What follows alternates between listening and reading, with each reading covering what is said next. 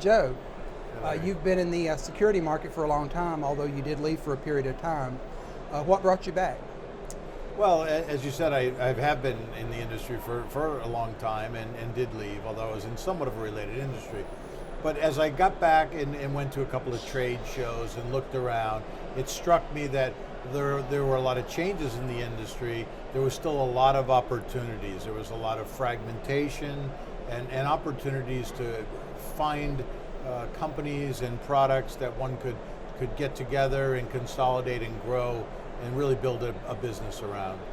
And what do you think makes the security market a desirable place to be? Well, first of all, the security market it grows and oftentimes doesn't follow the cyclicality of the overall economic environment because though security spending isn't recession proof, it's recession resistant. Companies will always find the room to have in their budget a way to protect their most important assets. And what do you personally like about the security market? Well, again, it's a growing and a vital industry. Having been in it a long time and being able to see the trends and have colleagues and watch companies grow, go away in some cases, consolidate, and then a lot of new companies come along. It's quite exciting. It's a very dynamic marketplace. Vanderbilt now has a global footprint. What opportunities do you see in managing a global business versus a business that is more, say, narrowly focused geographically? Well, the one thing, of course, is diversity. While one part of the world might be in a slower economic growth period, other parts might be in a faster economic growth period. So as you diversify across different geographies, you have the opportunity to take advantage of those types of trends.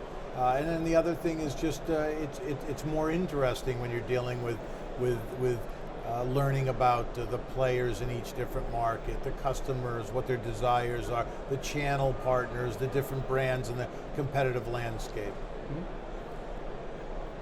What challenges do you see of managing a global footprint? Well, the diversity, of course, brings about the challenges of multilingual requirements for your products, learning different cultures, other different ways that people do business, different mannerisms, different traditions or whatever. That's always a challenge as you're going out there, even if the technologies are fairly consistent. The different people you deal with in the marketplace are going to be quite different as you go from one country to another or one region to another. Mm-hmm. What can security companies in Europe learn from security companies in the United States and vice versa?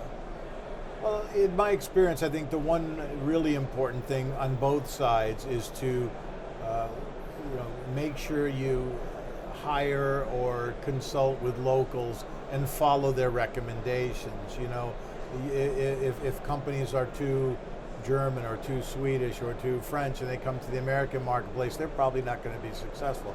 By the same token, we as Americans cannot come to Europe and expect to do the same things and hire all expats and expect to have success. So local is very important, again, even when there's consistent technology or customer requirements. What's new or what's next for Vanderbilt now that you have finished your acquisition? Well, it's been 2 weeks now, so we have a little bit of time we'll need to spend finishing not the integration of the business, but more the separation of the business from Siemens to Vanderbilt. And getting our arms around all the aspects of the business, making sure our product roadmaps are robust and re-energized for the future of the business. We want to grow, of course, and we want to grow both within our core markets of Europe and North America, but also outside of that. Since we have multilingual products, we have the opportunities to grow.